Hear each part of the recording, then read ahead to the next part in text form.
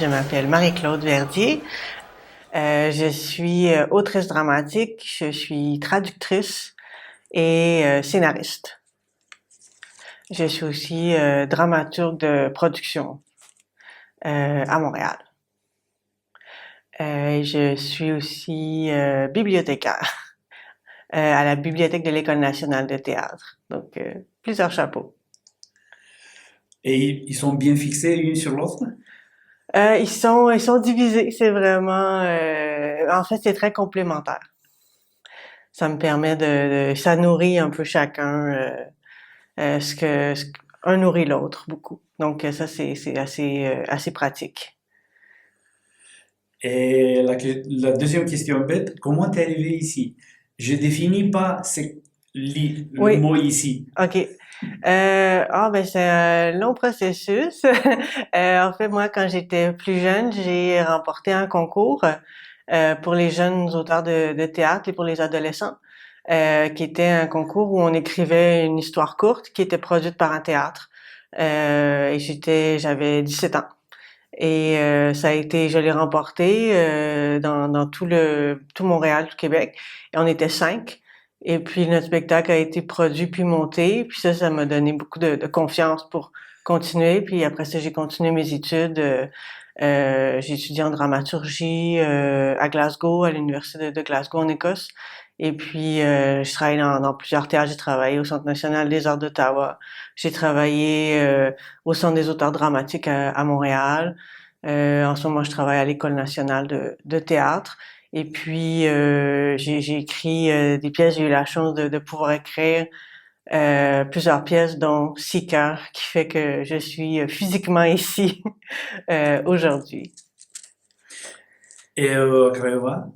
À Craiova, merci au CEAD qui fait que la pièce a été en fait, j'ai été très chanceuse parce que on a monté la pièce qui devait être montée en 2020, a été montée en 2021 et Sicard a remporté le prix Michel Tremblay du Centre des auteurs dramatiques en 2022. Donc, il a été inclus dans la sélection pour la traduction avec le théâtre ici. Donc, on a eu la chance de pouvoir venir ici, entendre la lecture et voir lire la traduction. Donc, on est bien content. Et l'effet d'hier soir, c'était quoi? J'étais vraiment très heureuse. C'était chouette de pouvoir retrouver les personnages parce que j'ai eu la chance aussi que l'extrait qui avait été choisi était continu. Parce que moi, la pièce est assez courte, en fait. C'est environ 50 minutes, 60 minutes. Donc, déjà, l'extrait, il a été vraiment pris d'un bout à l'autre en continu sans coupure. Donc, je retrouvais beaucoup les personnages. Puis, j'étais assez touchée de voir que le rythme était conservé. L'humour fonctionnait. En tout cas, j'entendais les gens un peu rire. Donc, je voyais qu'il y avait ça. Donc, je trouvais que les interprètes avaient bien adhéré à la proposition. Je semblais avoir du plaisir à présenter le texte. Donc, j'étais assez contente et satisfaite du résultat. Fait que je trouvais ça touchant de retrouver ces personnages encore une fois sur scène dans une autre langue, mais pourtant très familier et à la fois un peu étranger aussi. Tu as parlé de CAD. Est-ce que tu peux nous expliquer un petit peu plus précis c'est quoi ça? Oui, bien sûr, le Centre des auteurs dramatiques, ça a été fondé dans les années 50 à Montréal. C'est une organisation qui, au début, était des auteurs qui se sont rassemblés. Donc, c'est vraiment une association professionnelle d'auteurs, mais qui se concentre sur l'aspect artistique. Parce que d'eux est né un syndicat, on a un autre syndicat des auteurs, mais qui est une association séparée maintenant. Donc, le Centre des auteurs, c'est la promotion du théâtre québécois et franco-canadien.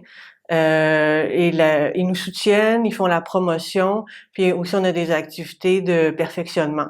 Comme par exemple, moi j'ai fait récemment un atelier de traduction Moi, je traduis de l'anglais au français. Puis j'ai eu un mentorat sur ça. Donc, il y a vraiment plusieurs activités. Ils font des résidences. J'ai déjà fait, pour Sicard, j'avais fait une résidence en échange avec Marimont en Belgique.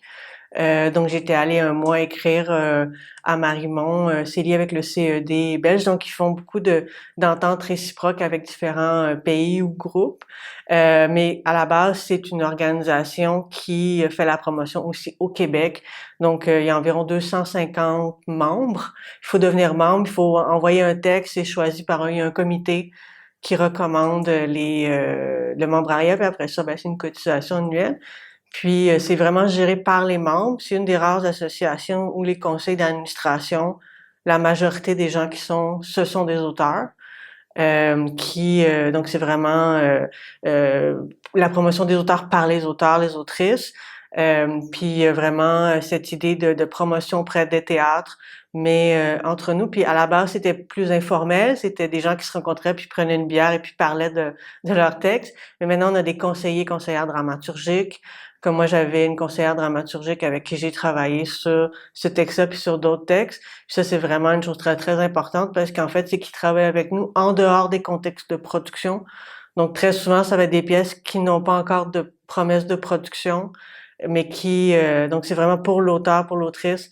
On a des ateliers avec des interprètes, avec des metteurs en scène pour entendre le texte. On peut demander d'avoir des conseillers, par exemple, si on va avoir un géographe, si on va avoir un historien, si on va avoir un psychologue, si on va avoir un spécialiste d'un sujet pour notre pièce, on peut le demander, puis ils vont le trouver pour nous. Donc, c'est vraiment un organisme assez formidable qui nous aide beaucoup, qui est une ressource vraiment importante pour les auteurs. Puis, ils ont une fondation et la fondation remet des prix, 3 prix par année. Il y a le prix Michel Tremblay, moi j'avais remporté, c'était le meilleur texte produit dans cette année-là. Il y a le prix Louise Hay pour le meilleur texte jeunesse pour les enfants, adolescents. Puis il y a le prix Gracien Gélina. C'est des noms d'artistes qui sont soit décédés ou très illustres. Gracien Gélina, en fait, c'est un meilleur texte qui n'a pas encore été produit. Donc, ils reçoivent un montant pour aider à la production. Donc, c'est une bourse pour permettre qu'un théâtre produise le spectacle, en fait. Donc, c'est des prix très reconnus, très prestigieux, autant au Québec, au Canada, dans la francophonie. Donc, c'est vraiment très, très important pour nous, cet organisme-là. Est-ce que cet organisme-là, il y a vous connaissez si ailleurs ça Ben, existe? en fait, nous, on a fait des petits. En fait, il y a en Écosse, je pense que ça s'appelle CCA Studio, qui le font. En France, il y a déjà eu aux Nouvelles Écritures théâtrales, qui s'appelait Annette, mais qui a été fermé il y a quelques années, malheureusement, qui, eux, faisaient un peu ce travail-là. Fait que je sais pas en France s'il y a encore ça. Il y a le CED, un peu en Belgique, qui offre ça. Il y a New Dramatist à New York, mais c'est des organismes un peu différents parce que c'est pas toujours des membres. Ça fonctionne pas toujours exactement de la même façon, donc on est assez unique là-dedans. Mais il y a de plus en plus d'organismes pour la promotion des auteurs, comme en Australie aussi, il y a un organisme, mais ça marche plus avec des agents, où c'est plus une promotion. Mais de plus en plus, je pense qu'il y a cette volonté-là. Mais nous, ça demeure encore ce qui est bien, c'est une collégialité.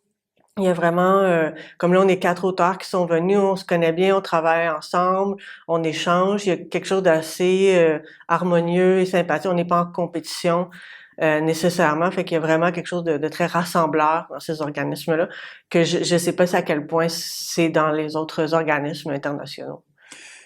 Moi, j'ai trouvé génial le fait que tu as besoin dans l'enseignement sur un certain point de la société ou d'une activité, Ouais. et que cet organisme se préoccupe de vous fournir, je sais pas, un criminologue, je sais pas. Oui, oui, Et on peut ça, c'est génial. oui, on peut demander. C'est sûr qu'ils ont des ressources un peu limitées, mais lorsqu'on peut l'avoir, on peut demander, puis ils vont faire mar et monde pour essayer de nous trouver quelqu'un qui peut nous aider là-dessus. Donc, c'est vraiment hyper apprécié. Puis souvent aussi, c'est des ateliers comme moi j'avais, par exemple, j'ai un atelier qui s'en vient au mois de novembre, puis je peux avoir, mettons, 4 interprètes. On va travailler 12 heures sur un projet avec le metteur en scène. Donc, c'est vraiment un service qui m'est offert. Euh, donc, en ce moment, ils sont obligés de faire une sélection, mais il y a vraiment cette volonté-là de travailler sur les textes du point de vue de l'auteur. Euh, et ça, c'est assez nouveau parce qu'habituellement, en dehors des contextes de production, il y a assez peu d'ateliers qui se font. Donc, Ça aide dans le développement d'une idée, ça mhm. c'est évident. Mais euh, c- qu'est-ce qu'il y a d'autres choses qu'un dramaturge a besoin pour vraiment se sentir libre d'écrire, développer une idée? Ben, comme disait Virginia Woolf, a room of one's own. Donc, une chambre à soi. C'est sûr que le CAD offre une aide importante. Puis c'est sûr que les bourses qu'on peut recevoir des gouvernements nous permettent d'avoir un temps pour écrire lorsqu'on a la chance de les obtenir. La chance de voyager, d'échanger. Moi, en fait, mon processus artistique se fait beaucoup en collaboration. Donc, je travaille beaucoup comme sur Sicard. J'avais travaillé beaucoup avec le metteur en scène, avec les interprètes, puis aussi beaucoup avec les concepteurs. Notre conceptrice sonore avait fait tout un travail immense en son 360. Donc, c'est dans une petite salle et les gens entendaient le son. Elle avait fait un énorme travail, puis décor éclairage. Donc, ils sont là très tôt dans le processus de production. Puis moi, j'apprécie ça. Puis quand j'étais adolescente, le théâtre avec qui je travaillais, qui s'appelle le Théâtre Le Clou, qui existe depuis très longtemps puis qui tourne beaucoup, a cette même Benoît Vermeulen, qui est le metteur en scène avec qui j'ai travaillé, travaille beaucoup de cette manière-là. Donc, très rapidement, d'avoir les interlocuteurs pour pouvoir échanger. Pour moi, le théâtre, c'est quelque chose de très collectif. C'est bien d'avoir une équipe puis de pouvoir échanger euh, plutôt que d'aller. Je vais écrire aussi toute seule, mais j'aime bien avoir ce dialogue-là avec l'équipe et la scène. Donc ça, c'est très précieux aussi de pouvoir faire ça. Qu'est-ce que ça te pousse vers l'écriture? Qu'est-ce qui me pousse vers l'écriture? L'écriture théâtrale particulièrement, je dirais que c'est cette idée de l'interprétation, cette idée de paroles communes, de paroles échangées. Pour moi, c'est important que les textes soient montés, qu'il y ait vraiment cet échange avec le public, qui est à la fois une transmission, mais à la fois aussi un retour. Donc quelque chose de vivant, c'est vraiment des arts vivants. Pour moi, c'est important. Tu sais, j'apprécie le fait, tu sais, j'ai la chance que les textes soient édités, puis soient envoyés. Puis je travaille dans une bibliothèque, donc je comprends l'importance des livres. Mais pour moi, l'écriture théâtrale particulièrement, c'est important qu'elle soit incarnée, qu'elle soit interprétée, qu'elle soit vécue à la fois dans l'espace, puis à la fois par des humains. Parce que dans le fond, notre instrument de travail, ce sont le corps des acteurs, la voix des acteurs, l'appareil théâtral autour. Donc, je trouve ça bien d'avoir ce rapport, quelque chose de très social. Donc, c'est une prise de parole qui est pour moi importante et sociale et artistique et poétique d'échange humain. Et le science-fiction, par rapport à ce qu'on a vu hier, Oui. est-ce que c'est un moyen ou c'est un but en soi? Ben moi en fait j'aime beaucoup la science-fiction comme telle depuis des années. J'aime autant au cinéma qu'en littérature, qu'en jeu vidéo. Puis en fait l'histoire que j'ai écrite là en fait c'est deux personnages, mais il y a vraiment plusieurs trames autres qui avaient été écrites. Là c'est vraiment comme une saga. Puis on s'est concentré sur un aspect parce qu'à la base il y en avait beaucoup. Puis pour une pièce c'était trop foisonnant. On Euh, peut développer une série Netflix. Peut-être. On travaille déjà sur une suite de la pièce. Puis on est vraiment, il y a vraiment beaucoup de personnages, puis beaucoup, un peu comme des sagas de romans aussi, comme Dune, donc il y a vraiment tout un univers qui est créé avec beaucoup de personnages. Mais au théâtre, je pense que c'est l'art aussi d'être concis, puis d'aller vers une ligne, une histoire, deux personnages. C'est ça puis la science-fiction nous amenait ça parce qu'on voulait pas passer notre temps à expliquer tout l'univers. Le défi de faire de la science-fiction au théâtre, c'est de vraiment garder ça sur l'humain, garder ça sur la relation humaine, puis que l'univers soit vraiment quelque chose qui se déploie à travers la relation humaine, parce qu'on voulait pas faire un spectacle. En tout cas, moi, je voulais pas faire un spectacle avec des costumes un peu en aluminium, puis des extraterrestres et puis un truc plein d'effets spéciaux. Au théâtre, ça aurait pas été très intéressant, ou ça aurait fait quelque chose comme on va dans les Fringe, où on fait la Guerre des Étoiles ou des trucs comme ça. Puis c'est très bien pour ça, mais on voulait pas faire une comédie, puis on voulait pas faire un spectacle d'effets incroyable. Donc, on voulait vraiment se concentrer sur la proximité humaine. Mais pour répondre à la question, la science-fiction, pour moi, c'est comme un laboratoire d'émerveillement puis de philosophie, parce que je pense qu'on peut aborder des questions philosophiques assez complexes à travers le biais de la science-fiction, en utilisant ces technologies, l'idée de la technologie puis notre contact avec elle, ou les possibilités du futur. Donc, c'est une façon d'aborder le présent puis les angoisses de maintenant, mais par un prisme de science-fiction. Oui, parce que au moins l'expérience d'hier soir, ça m'a renvoyé vers plusieurs thématiques d'aujourd'hui, vers la guerre, Oui. vers comment ça s'appelle, quand tu tues beaucoup de personnes, Un génocide. le génocide, l'intelligence artificielle, Oui. notre besoin d'aller plus loin que la Terre, l'intrusion de la technologie dans la Oui. vie personnelle, c'était super vaste et je pense que la beauté de ce texte, c'est que il y a une côté science-fiction qui ça m'a plu parce que c'est à mon goût, mais en même temps, chacun de nous, avec ses préoccupations, il peut se retrouver dans ce texte-là. Et ça, c'est génial. Et pourtant, il y a de science-fiction, mais il y a l'ombre de l'Antigone. Oui.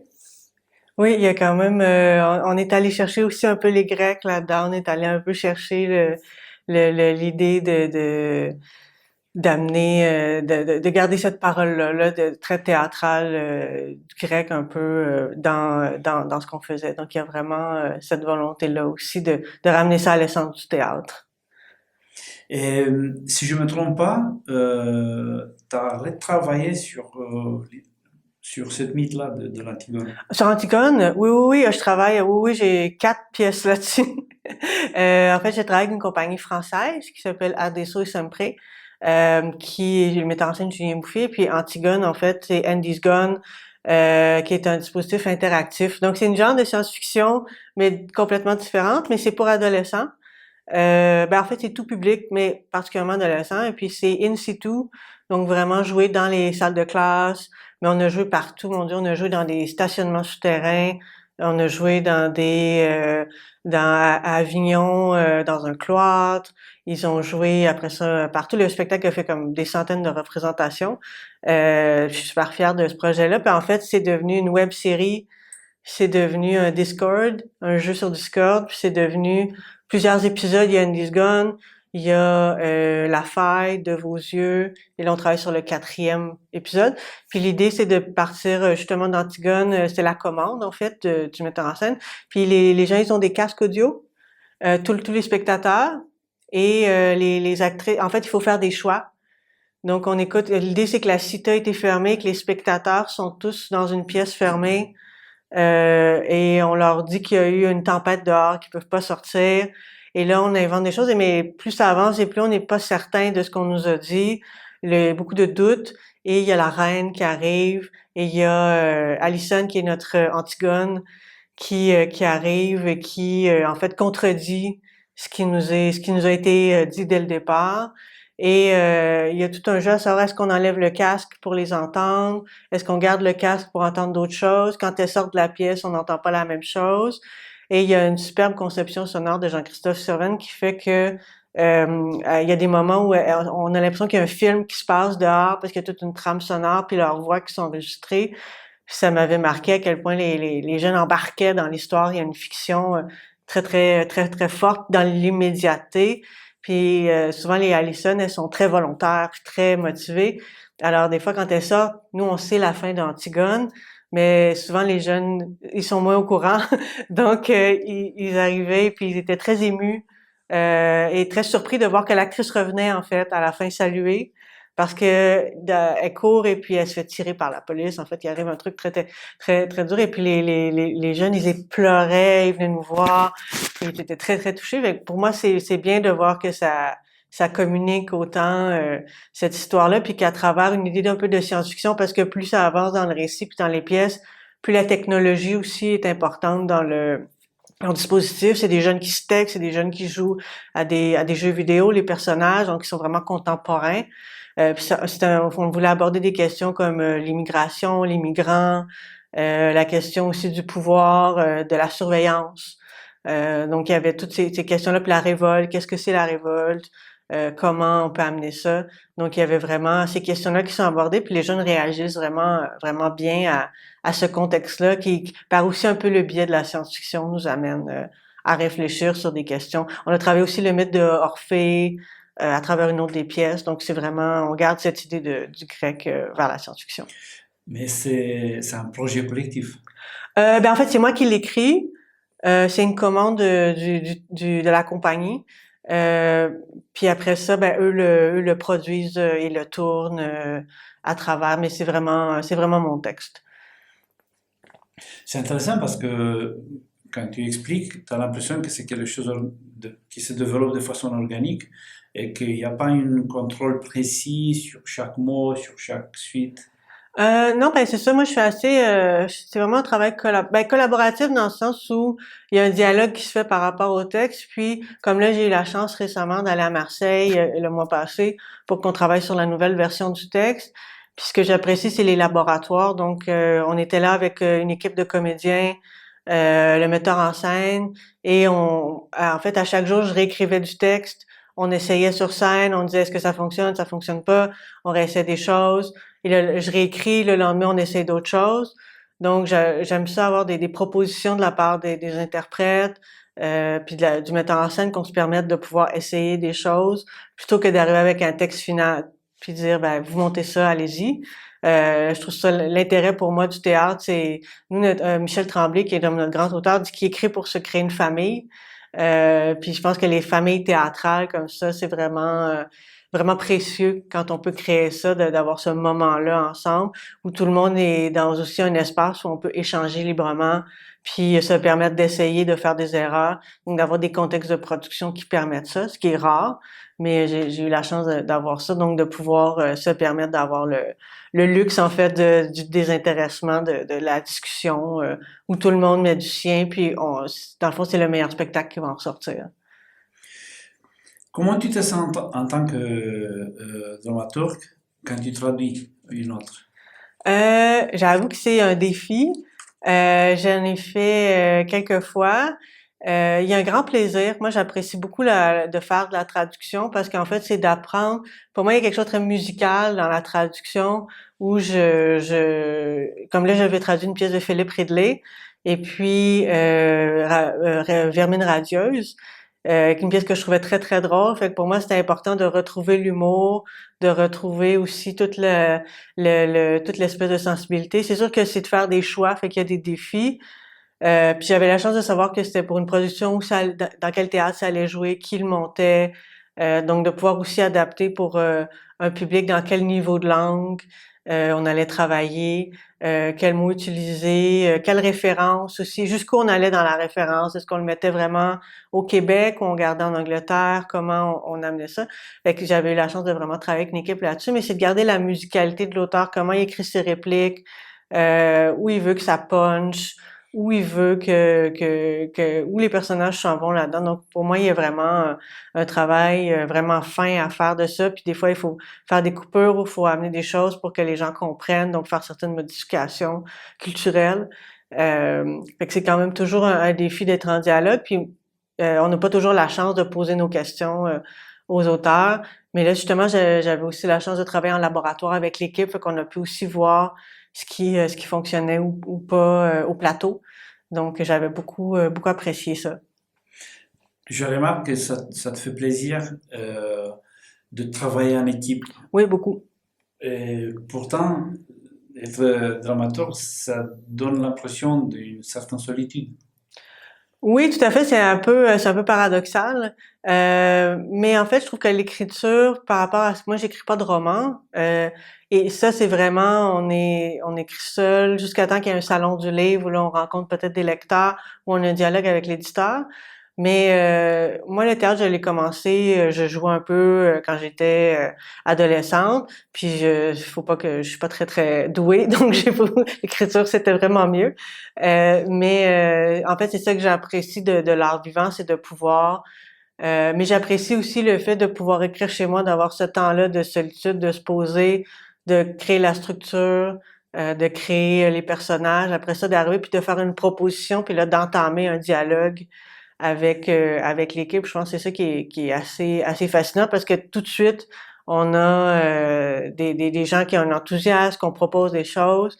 Fait que moi, c'est ça que j'apprécie, je pense, de pouvoir avoir cet échange-là avec autant les équipes, la mise en scène rapidement.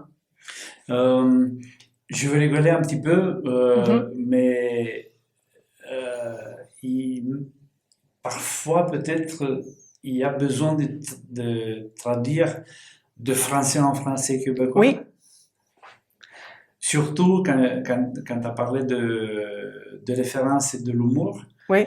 L'humour français, ça veut Ah, dire c'est très différent, c'est très, la très différent. métropole, c'est un truc. Oui. Et au Canada, Ah oui, oui. Ben, en fait, nous, très souvent, quand il y a des traductions françaises qui sont faites en France, parce que je le dis parce qu'on travaille aussi beaucoup avec des gens comme la Maison Vitesse ou comme Laurent Meusène qui est à la Maison Vitesse ou qui comprend très bien. En fait, c'est qu'il y a des contextes géographiques très différents.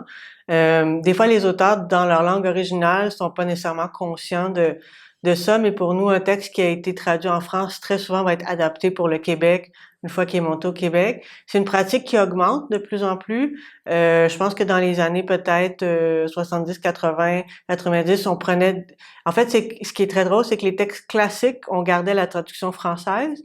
Donc, souvent, en fait, les textes qui nous arrivaient aussi beaucoup de l'Europe de l'Est, de l'Allemagne, de l'Europe comme ça, on gardait. Alors, nous, on avait l'impression que les gens parlaient un langage très soutenu, que tout le monde parlait un langage un peu désincarné, mais en fait, c'est parce que ils avaient une très belle grammaire. Ils parlaient comme des livres, puis après ça, on a décidé que là, on voulait faire vraiment, parce que justement, il y a des gens qui sont arrivés et qui nous ont dit non, mais les gens parlent pas comme ça. Mais aussi que pour se l'approprier dans notre langue, parce qu'en fait, ce qui arrive très souvent dans le contexte où nous, on est au Québec, c'est que dès que la langue est très soutenue, des fois, on perd le corps des interprètes. Ça arrive vraiment souvent que le corps, il y a une certaine rigidité qui apparaît dans la langue, mais en même temps, c'est des interprètes de métier sont capables d'aller travailler là-dedans puis parler classique. Mais de plus en plus aussi, c'est une question d'appropriation puis de bien comprendre les références aussi que l'auteur original voulait faire. Si l'auteur original voulait écrire dans une langue très commune, voulait que les gens aient l'air du quotidien et que l'on lui met un français très épuré, ben ça ne nous dit pas la même chose parce que les Français ont des références culturelles puis des références théâtrales très différentes. Puis je pense que ça leur convient d'avoir les traductions qu'ils ont.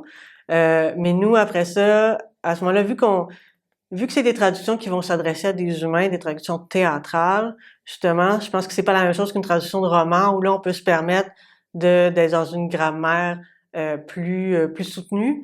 Mais vu qu'on va parler à des gens puis qu'on veut s'adresser puis qu'il y a une volonté de transmission immédiate, il faut absolument que les traductions soient au plus près de ce que l'auteur souhaitait. Puis si c'est dans la quotidienneté, il faut que ça le soit parce que sinon les gens ont une perception très différente de ce qui était voulu par l'auteur original. Puis ça, c'est dommage de perdre ça. Donc, récemment, il y a eu des traductions de Tchekhov qui sont très différentes de ce qu'on avait avant. Aussi, il y a une particularité québécoise dans le contexte canadien. Oui. Ah oui, oui, tout à fait. Oui, ben par exemple, il y a la francophonie canadienne qui est très différente. Puis il y a toute la question des accents, puis la question au Québec du français, qui est culturellement très, très importante. Donc, il y a cette volonté-là aussi d'affirmation nationale qui est là-dedans, qui était beaucoup plus forte dans les années 70 où là, on a vraiment québécisé beaucoup de textes. Je pense que là, en ce moment, on est un peu peut-être entre les deux. Il y a peut-être un peu moins vraiment d'aller avec Michel Tremblay qui a amené le joual, avec ça, il y avait une volonté très, très forte. Puis même d'amener vers le Québec, d'adapter des pièces vraiment qui se passent comme si elles se passaient au Québec.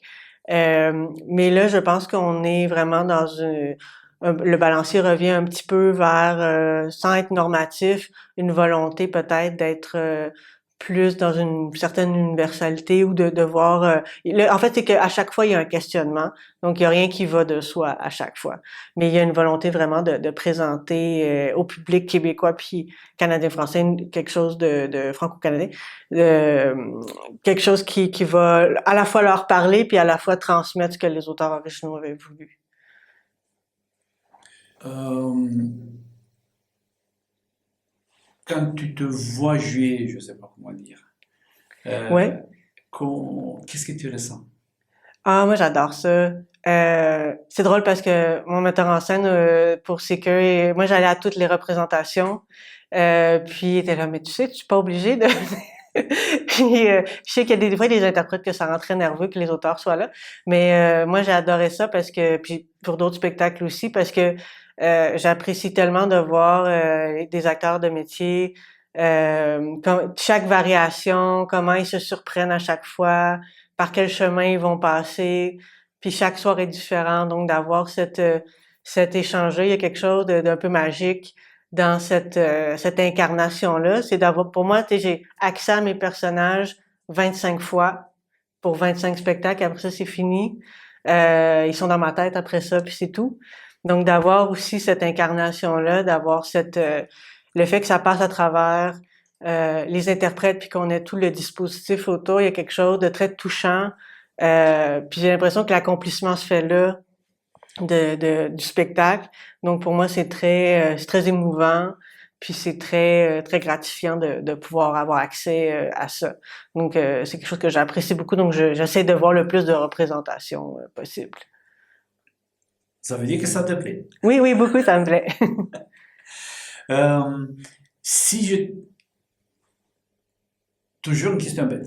Oui, Si je te donne une feuille de papier maintenant, qu'est-ce que oui. tu vas faire avec? Une feuille de pied maintenant. Oh, bonne question. Probablement que j'essaierais de prendre des notes sur la ville d'ici, voir un peu comment euh, que je ressens par rapport à ça, les impressions que j'ai par rapport au déplacement, cahier de notes. J'essaie de garder un cahier de notes un peu avec moi parce que j'ai pas une très bonne mémoire.